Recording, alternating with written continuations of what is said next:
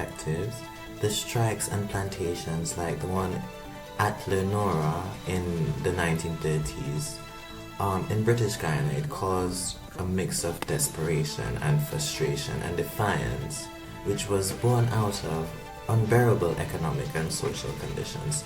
Can you enlighten us about this? Provide us with more information as to what this entails.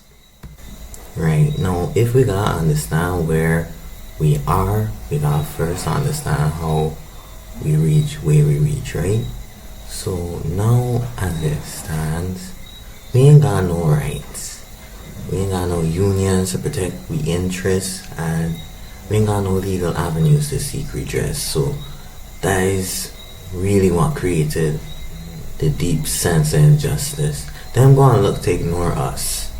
Right. And by them you mean? I mean the plantation owners, the British government, all of them people, whoever in charge. Them don't care about we. So how they gonna look? What I really trying to figure out, right?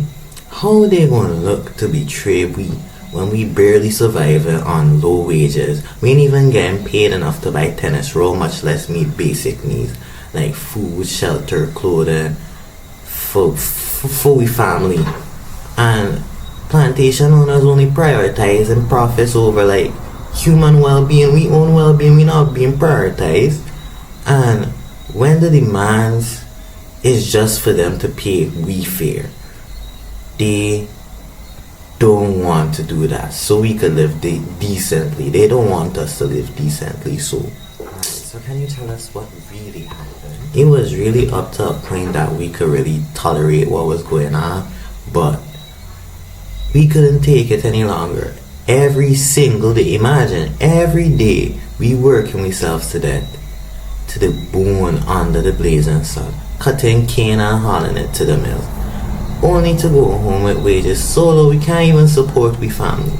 And by 1935 we ain't got nothing to lose, so at Plantation Lenora we lay down with tools. We refuse to work until they restore we wages and pay us what we deserve.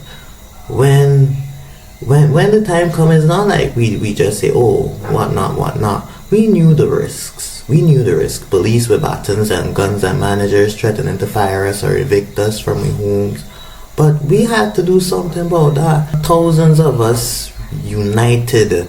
That's what really touched my soul, when thousands of us united to stop the mills, showing them how we couldn't keep suffering in silence. So it was dangerous, yes, but for the time we felt the power of standing together.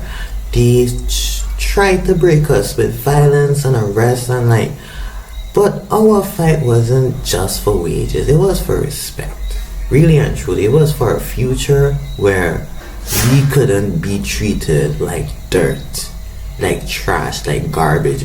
Our discontent in 1930, we end up causing them to form labor unions and political organizations such as British Guyana Labor Union, founded earlier by gaining the momentum, and then after that we end up forming the People's Progressive Labour Party. Can you imagine that too?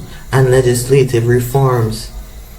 But all in all, it was just a reaction to injustice. We couldn't take it no more. We wanted betterment, not only for ourselves but for we future.